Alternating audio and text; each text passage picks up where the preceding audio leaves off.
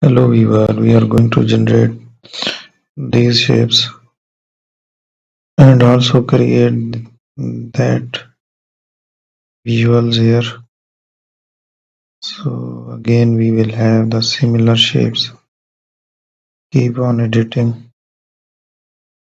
There we will make the more designs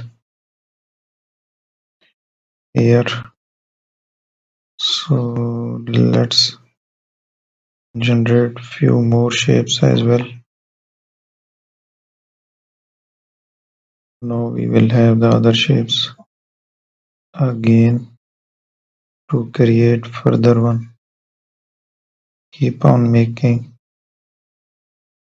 So change the radical there.